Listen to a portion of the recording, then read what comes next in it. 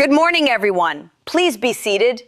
We have quite an extraordinary case before us today, and I want everyone in this room to pay close attention to what unfolds here. Let me tell you something.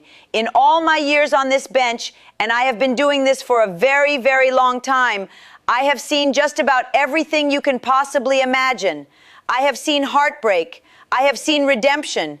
I have seen people at their absolute worst, and I have seen people rise from their worst moments to become something remarkable. But every once in a while, a case walks through these doors that reminds me exactly why I still show up every single morning, why I still put on this robe, why I still sit in this chair. And today is one of those days. Now, before we begin, I want to make one thing absolutely and unmistakably clear. This courtroom is a place of respect. It is a place where we seek justice, yes, but we do it with dignity, with compassion, and with fairness. I do not care if you are rich. I do not care if you are poor. I do not care what your last name is, or who your father is, or what your father built, or how many buildings bear his name. In this courtroom, everyone, every single person who walks through those doors is equal under the law. That is how it works. That is how it should work. And that is how it will always work as long as I am sitting in this chair. So let us talk about why we are all here today. The defendant standing before me is a young woman, 23 years old. Her name is Madison Elizabeth Thornton, born March 12, 2001. Currently residing at 1847 Blackstone Boulevard on the east side of Providence, Rhode Island. She is the daughter of Robert Thornton, CEO of Thornton Industries, one of the largest real estate development companies in the entire state of Rhode Island, with a company valuation of over $400 million. Now, I want to be very clear about something right from the start. What matters far more than her name, far more than her father's position, far more than Thornton Industries and its $400 million valuation is what this young woman did. And let me tell you what she did in careful and deliberate detail, because this is not just about breaking the law. This is about something much deeper, much more troubling, and much more important than a traffic citation. This is about who we are as a community, and whether justice in this city means something or whether it is just a word we like to use when it is convenient. 3 months ago, on August 15th, 2024, at approximately 4:30 in the afternoon, on what was a perfectly ordinary Thursday, this young woman was driving her vehicle, a 2024 Range Rover Sport, white in color, Rhode Island license plate TH4582, a vehicle worth over $120,000, and she was driving it recklessly, dangerously, and with stunning disregard for human life through the Elmwood neighborhood right here in Providence. And when I say recklessly, I want you to understand exactly what that means in this context. We are not talking about going 10 miles over the speed limit. We are not talking about a momentary lapse in judgment. We are talking about traveling at 70 miles per hour in a 25 miles per hour zone, 70 miles per hour on Cranston Street between Haskins Avenue and Broad Street, a residential street, a neighborhood where children play in the afternoon sun, where families take their dogs for walks, where elderly couples cross the road to visit their neighbors, where people live their lives and expect to be safe in front of their own homes. But it gets worse. Much, much worse. And I need you to stay with me here, because every detail of what comes next matters enormously. When she was pulled over by Officer Daniel Martinez, badge number 347, an 18-year veteran of the Providence Police Department, a man who has dedicated nearly 2 decades of his life to protecting this community, at the intersection of Cranston Street and Haskins Avenue, she did not show remorse. She did not show concern for the people she had just endangered.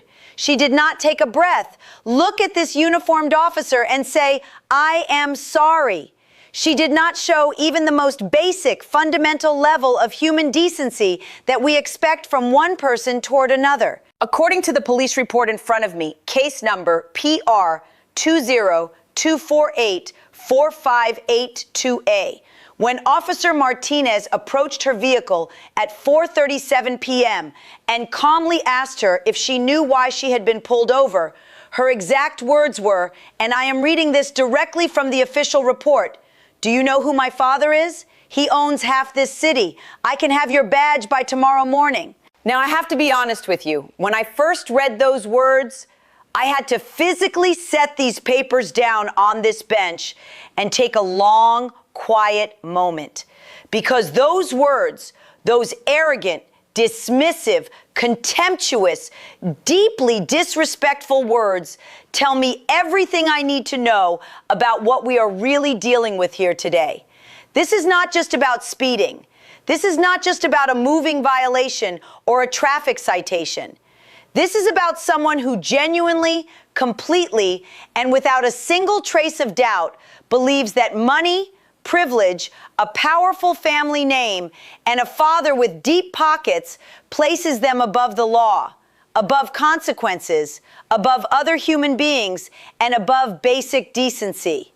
And that belief, that dangerous, corrosive, deeply troubling belief, is what brought us all here this morning. But let me continue, because the story does not end there. And in many ways, the most revealing parts are still to come. Officer Martinez, being the consummate professional that he is, remained calm. He did not react to the provocation. He did not raise his voice. He explained to her in measured professional terms the serious nature of her violation. He explained that she had been traveling nearly 3 times the posted speed limit. He explained that she had been endangering lives, real people, real families in that neighborhood. And do you know what she did in response? She laughed. She actually laughed in his face. Then she reached into her bag, pulled out her iPhone, and began recording him, announcing to him that she was going to make him famous for all the wrong reasons. She stood there in front of a law enforcement officer who had every right to escalate that situation.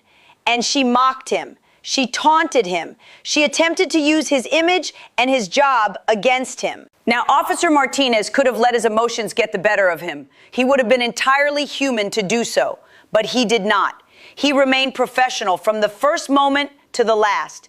He issued her 3 citations at 4:49 p.m. Citation numbers 24-8847, 24-8848, and 24-8849D for reckless driving, excessive speeding, and creating a public hazard. He documented everything properly and thoroughly. He handled himself with the kind of grace and professionalism that this city should be proud of. That is what good police work looks like. That is what integrity looks like in the face of provocation. If you believe in accountability and real justice, hit that subscribe button right now. Cases like this one are exactly why this channel exists. But here is where this case takes an even more disturbing and deeply unsettling turn. After receiving those citations and returning home, she did not sit quietly and reflect on what had happened. She did not call a family member and express regret. She went to her Instagram account, username Madison Thornton, a public account with over 47,000 followers, and she began posting. She posted videos mocking Officer Martinez in front of nearly 50,000 people. She made fun of him. She called him names. She referred to him as a rent-a-cop and a power-tripping nobody. She used her social media platform, a platform with real reach and real influence, to publicly humiliate a public servant who had done nothing more than his job. Those posts were made on August 15th at 6:22 p.m. and again on the following morning, August 16th at 10:15 a.m. And they have been submitted to this court as evidence, Exhibits C through G. One video alone received over 12,000 views within 24 hours. 12,000 people watched a law enforcement officer be mocked and ridiculed because he had the audacity to pull someone over for driving 70 miles per hour through a neighborhood where children live. And this is what stays with me. This is what keeps me up at night when I think about this case. 3 days later, on August 18th, 2024, at 2:15 in the afternoon, she was caught on a Ring doorbell camera belonging to Mr. and Mrs. Richard Coleman at 247 Haskins Avenue in that same Elmwood neighborhood, doing the exact same thing. Same white Range Rover, same license plate, TH4582, same reckless speed, same complete and total disregard for the lives of the people living on that street, as if the citation had not happened, as if Officer Martinez had not stood there and explained the danger she was creating, as if the law itself, this institution, this system, these rules that exist to protect everyone, meant absolutely nothing to her whatsoever. Now, people watching this, and I know many of you follow these cases very closely because you care about justice. You care about what happens in courtrooms like this one.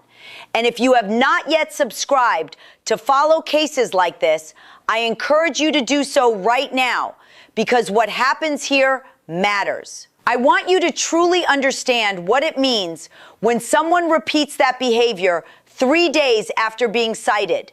This is not a mistake. A mistake is something that happens once, something a person regrets and learns from.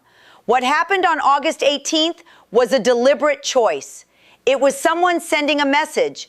It was someone saying in the clearest possible terms that they do not believe any of this applies to them. I have been doing this job for many, many years. I have sat on this bench and seen teenagers make genuinely stupid mistakes. Young people who knew immediately they had done something wrong and showed it with tears, with apologies, with genuine shame. I have seen people who came from the most difficult circumstances imaginable, who made errors in judgment and sat in that chair with their heads in their hands, truly broken by what they had done. And you know what? In many of those cases, I have shown mercy, real mercy. I have reduced sentences significantly. I have offered community service in place of incarceration. I have looked a person in the eyes and told them that I believe they could do better. Because I did believe it. Because I believe in redemption. I believe people can and do change. I believe in the power of genuine compassion. But I also believe just as deeply, just as firmly in accountability. I believe that actions have real consequences. And I believe that when someone demonstrates a consistent, deliberate, and unrepentant pattern of behavior that shows complete disregard for the safety of others and for the rule of law, then this court has not just an option, but an absolute obligation to respond accordingly. An obligation to protect the community. An obligation to send a clear and unmistakable message that no one is above the law. Not in this courtroom. Now, let me address something else that has been brought very specifically to my attention. Something that I would be doing a disservice to this case, to this community, and to the concept of justice itself by not addressing directly and openly. The defendant's father, Robert Thornton, CEO of Thornton Industries, a company that owns 17 commercial properties in downtown Providence, 12 residential developments across Rhode Island, and employs over 230 people, has been actively working behind the scenes to use his considerable influence to make this case disappear entirely. Between August 20th and September 5th of this year, I personally received 7 separate phone calls to my chambers.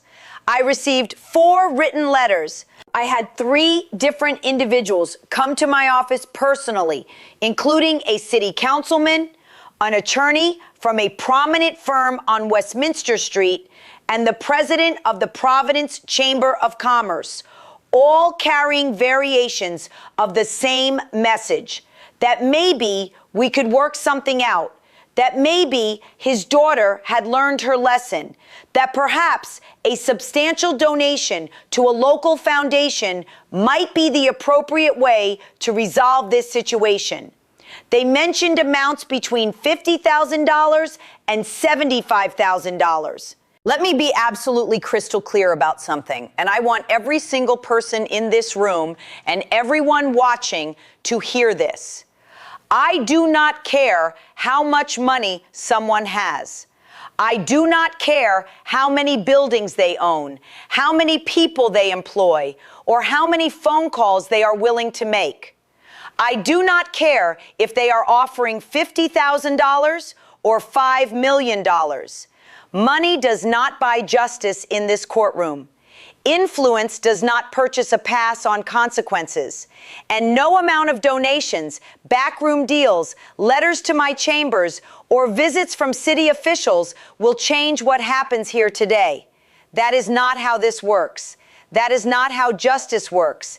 And as long as I am sitting on this bench, that is not how it will ever work. Because when I think about this case, I do not think about Robert Thornton and his $400 million company. I think about the families who live in the Elmwood neighborhood. I think about the parents who heard a car roaring down Cranston Street at 70 miles per hour in the middle of a Thursday afternoon and felt their hearts stop, wondering in that terrible split second if their child was outside. I think about 72-year-old Mrs. Dorothy Henderson and her husband Frank, 74, both retired teachers who gave decades of their lives to educating the children of this city, who were crossing the street on August 15th at 4:33 p.m., just 4 minutes before Officer Martinez pulled Madison Thornton over, and who had to throw themselves back onto the curb because a $120,000 Range Rover couldn't be bothered to slow down for them. I think about all the young people out there who are watching cases like this one and asking themselves the question that I think all of us ask at some point. Does the justice system actually work the same for everyone? Or is it different if you have money? Is it different if your father makes the right phone calls? Is it different if you can afford an excellent attorney and a family name that opens doors? And I think about what could have happened. I want to be very clear about this because I think it is the most important thing I will say today. We are very fortunate, extraordinarily fortunate, that no one was physically hurt in either of these incidents. But I want you to sit with the reality of what could have happened. What if a 7-year-old child had been on the sidewalk at 241 Cranston Street when that Range Rover came through at 70 miles per hour?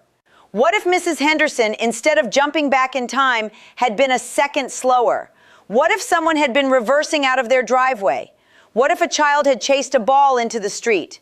These are not dramatic hypotheticals. These are the ordinary, everyday moments that happen in residential neighborhoods every single afternoon. The only reason we are not here today for a far more devastating reason is luck.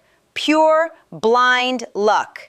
And I refuse to let that luck become a reason to treat this case as anything less than what it is. I have grandchildren, beautiful grandchildren.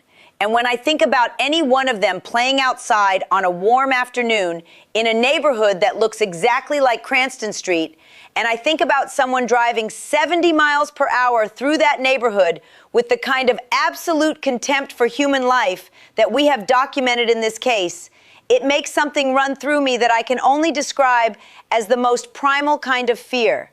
It makes me understand on a level deeper than law or precedent or procedure that what we are really talking about here is not a traffic case. We are talking about the safety of human beings. We are talking about whether the people who live in this city can feel safe in front of their own homes. Now, let me walk you through the recommendations I have received. Assistant District Attorney Sarah Chen, who has been with the Providence District Attorney's Office for 9 years and has handled over 327 traffic cases, is asking for a fine of $10,000, a 2-year license suspension, 150 hours of mandatory community service, and a jail sentence of 90 days to properly convey the seriousness of these offenses. Defense attorney Jennifer Morrison, and I want to say clearly she is a skilled and capable attorney who has done everything she could for her client, is asking for leniency. She is pointing out that Madison Thornton has no prior criminal record. She is requesting a fine of $3,000 and 80 hours of community service. She has also noted that her client is young, that she graduated from an excellent high school and then from Boston University in 2023 with a degree in marketing and communications, and that a harsh sentence could significantly damage her future career prospects. I have listened to every word of both arguments, reviewed all of the evidence with great care. I have read and reread the police reports. I have examined the social media posts, specifically the Instagram posts from August 15th at 6:22 p.m. and August 16th at 10:15 a.m., where Madison Thornton posted videos referring to Officer Martinez as the most pathetic cop ever. I have watched the Ring doorbell footage from August 18th at 2:15 p.m. I've thought about her age. I've thought about her background. I've genuinely tried to see every angle of this case, to give every argument its proper weight. But I keep returning to something fundamental, something that I believe with every part of my professional experience and my personal conscience. We have laws for a reason. We have speed limits for a reason. We have consequences for violations of those laws for a very specific and very important reason. And that reason is simple, even if the application of it is sometimes complicated. The reason is to protect people. And if you are watching this and thinking about what justice really means, subscribe and share this video, because understanding what happens in courtrooms like this one is one of the most important things any citizen can do. You know what troubles me most about this case? It is not the speeding, as serious and as dangerous as that absolutely was. It is not the reckless endangerment, though that alone would warrant serious consequences. It is the attitude. It is the arrogance. It is the complete, stunning, breathtaking absence of any recognition that her actions endangered other people. Real people with real children, real families, real lives that deserve to be protected. When I look at the totality of the evidence in this case, the police report, the social media posts, the doorbell camera footage, I see someone who has been conditioned over the course of 23 years to believe that consequences are for other people, that the law is something that applies to everyone around them, but not to them personally, that the name Thornton, the wealth behind that name, and the influence attached to it will always, always be there to make problems disappear. Well, not today, not in this courtroom, not while I'm sitting in this chair. I want to take a moment to explain something about the philosophy of sentencing, because I think it matters for people to understand why judges make the decisions they make. When this court sentences someone, we are not trying to be cruel. We are not trying to ruin a life or satisfy some institutional desire for punishment. We are trying to accomplish several things simultaneously. We are punishing the specific wrongdoing. Yes, punishment is a legitimate and necessary part of justice. We are trying to deter that individual from repeating the behavior. We are sending a message to others in the community that this conduct will not be tolerated. And we are taking concrete steps to protect the public from further harm. In most cases, I can balance those goals with a sentence that is firm, but also contains real mercy. But in this case, we have multiple violations on two separate dates. We have a complete and documented absence of remorse. We have attempted intimidation of a law enforcement officer. We have deliberate public mockery of that officer carried out in front of nearly 50,000 people on social media. And we have a repeat offense carried out just 72 hours after the first. 72 hours, 3 days. That is how long it took for the message of that first citation to wear off. That is how seriously she took it. This tells me one of two things. Either this defendant genuinely does not understand the severity of what she has done, in which case she desperately needs this court to make it real for her, or she understands it perfectly well and simply does not care, in which case she desperately needs this court to make it real for her. In either case, the conclusion is the same. Anything less than a significant, meaningful, substantial consequence would represent a failure of this court's fundamental duty to the people of Providence. There will be people watching this today, perhaps some of you here in this room right now, who will say that Judge Milian is being too harsh, that she is known for being tough, but also for showing humanity. Why is she being so severe in this particular case? And my answer is this: compassion without accountability is not compassion. It is something else entirely. It is enabling. When I give someone a break, when I exercise genuine mercy, when I reduce a sentence and look someone in the eye and tell them they have a second chance, it is because I see real remorse. It is because I see a human being who genuinely grasps what they did wrong and carries the weight of it. It is because I see someone who made a mistake and is being shaped by that mistake rather than dismissing it. I do not see any of that here. I do not see a young woman who is ashamed of what she did. I see someone who is upset that she got caught. I see someone who believes even now that this is all a dramatic overreaction to something that should have been handled quietly with a few phone calls and a generous donation and made to go away. I see someone who, according to every piece of evidence before me, has learned nothing from August 15th or August 18th, except perhaps that she needs better legal representation. And let me briefly address the point about no prior criminal record. Yes, that is true. Madison Thornton has never been arrested before, never been convicted of any crime. I acknowledge that fully. But I want to be very direct about something. Most 23-year-olds do not have criminal records. That is not an exceptional achievement. That is the baseline expectation of citizenship. We do not reduce sentences because someone managed to avoid breaking the law up until this particular moment. The absence of a prior record is relevant context, and I have considered it, but it does not outweigh the presence of a repeat offense within 3 days, the attempted intimidation of a law enforcement officer, and a social media campaign designed to publicly humiliate the officer who cited her. And regarding her youth, yes, 23 is young. Brains are still developing. Young people do not always appreciate consequences the way older adults do. I understand that argument, and I take it seriously. But at 23, you are old enough to vote. You are old enough to serve in the military and carry a weapon in defense of this country. You are old enough to enter into binding contracts. You are old enough to make decisions that affect other people's lives in serious and lasting ways. And you are absolutely old enough to know that 70 miles per hour in a 25 zone could kill someone. You are old enough to know that threatening a police officer is a crime, not a negotiating tactic.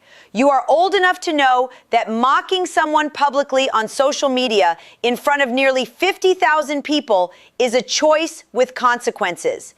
And you are certainly old enough to understand that repeating the same dangerous behavior 3 days after being cited is not a mistake. It is a decision. This is not about a young person having a bad moment. This is about someone who has been raised, perhaps without anyone intending it to happen this way, but raised nonetheless to believe that the rules of this society are for everyone else. So here is what I have decided. And I want to be clear that I have agonized over this decision. I have weighed it carefully, considered every argument from both sides, looked at this from every angle I know how to look at it, and I have prayed on it. Because decisions like this one are never simply procedural for me. They are human, they carry weight, and I do not take that weight lightly. On the charge of reckless driving from August 15th, 2024, citation number 24-8847, I am sentencing Madison Elizabeth Thornton to the maximum penalty allowed under Rhode Island general law, 90 days in the adult correctional institutions. On the charge of attempting to intimidate a law enforcement officer, I am adding an additional 60 days to be served consecutively, not concurrently. On the charge of reckless driving from the second incident, August 18th, 2024, as documented by the Ring doorbell camera at 247 Haskins Avenue. That is an additional 90 days, also consecutive. That brings the total to 240 days, 8 months. You will serve this time at the Women's Division of the Adult Correctional Institutions on Howard Avenue in Cranston. There will be no early release under good behavior provisions. There will be no work release program. There will be no special accommodations or privileges of any kind. You will serve your time the same way every other person in that facility serves theirs. Your reporting date is December 2nd, 2024 at 9 a.m. In addition to the jail sentence, I am imposing a fine of $15,000 to be paid in full within 60 days of today's date by January 26th, 2025. That money will be divided into 3 equal parts. $5,000 will go to the Rhode Island Victims of Reckless Driving Fund. $5,000 will go to the Providence Public Schools Safe Streets Education Program, and $5,000 will go to support the Providence Police Department's community outreach and training programs. Something real and lasting and positive will come from this case, and that money will be part of it. I am suspending your driver's license for 3 years, not 1 year, not 2 years, but 3 full years. Beginning today, November 27th, 2024, and ending November 27th, 2027. When those 3 years are over, you will be required to retake both the written examination and the practical road test. You will complete a comprehensive driver's safety course of no fewer than 30 hours of instruction, and you will perform 200 hours of community service, specifically and intentionally working with Mothers Against Drunk Driving's Rhode Island chapter, or with families of traffic accident victims at Rhode Island Hospital's Trauma Center, so that you can sit with real human beings and understand, in a way no courtroom can fully convey, the actual human cost of driving like you drove on August 15th and August 18th. You are also prohibited from operating any motor vehicle during the entire 3-year suspension period. If you are caught behind the wheel during that time, if any officer anywhere in this state pulls you over in a vehicle you are operating, you will face additional criminal charges and a minimum of 1 additional year of incarceration. There are no exceptions to that. None. Not for emergencies, not for inconvenience, not for anything. Now, I want to speak directly about why I have made this decision, because I believe in transparency, and I believe the people in this courtroom and the people watching deserve to understand my reasoning fully. 8 months in the women's division is a meaningful sentence. It is not a token. It is not a performance. It is not a statement designed to make headlines. It is a real consequence for real conduct that endangered real people. But it is also not a life sentence. She will be out by August of 2025. She will still be 24 years old. She will still have her entire adult life in front of her.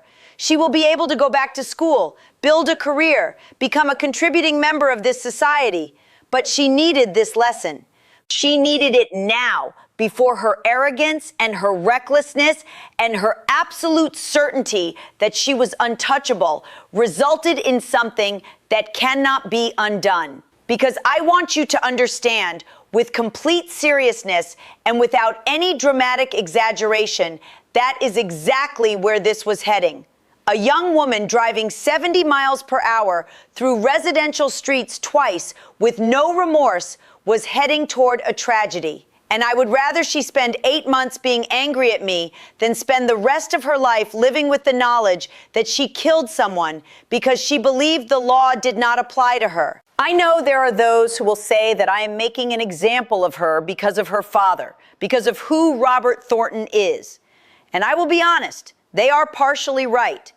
I am making an example, but not because of who her father is.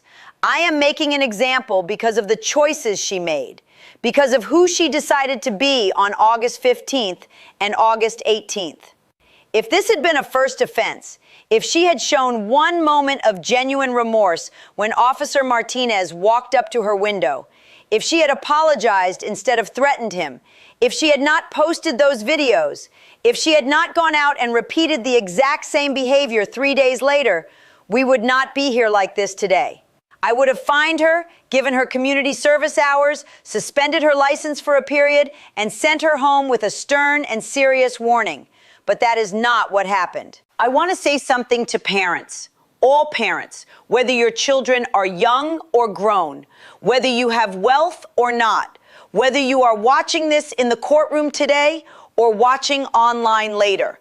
Please, I am asking you as a fellow parent and a grandparent, teach your children that every person they encounter deserves respect. Teach them that police officers like Officer Martinez are human beings doing an incredibly difficult job.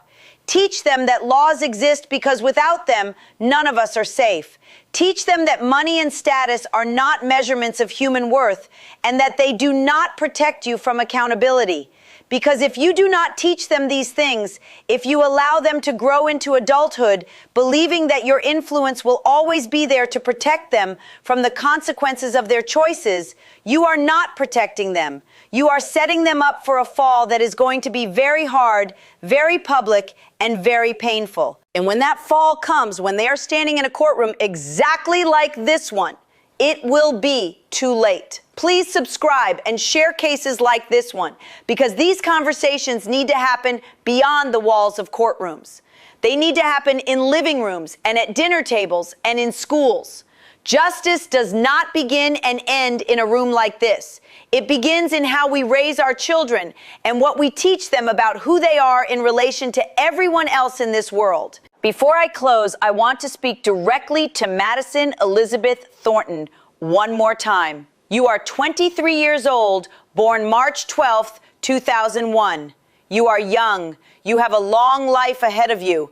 And I need you to hear this and genuinely take it in, because I mean every word of it. This sentence, 8 months, 3 years without a license, $15,000, 200 hours of community service.